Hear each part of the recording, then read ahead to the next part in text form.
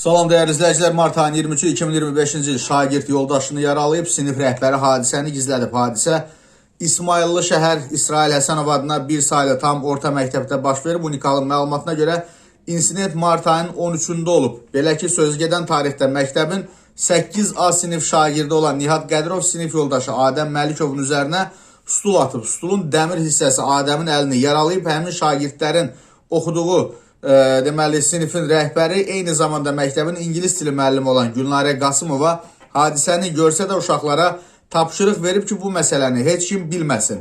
Sinif rəhbəri bu barədə Adəmin valideyninə və tibbi yardım göstərilməsi üçün təcili yardıma məlumat verməyib. Adəm isə məktəbdə olarkən xeyli qan itirib. Hadisədən 2 saat sonra sinif rəhbəri şagirdləri evə buraxıb, daha sonra o valideynlərin olduğu WhatsApp qrupuna hədə-qorxu dolu mesajlar yazıb.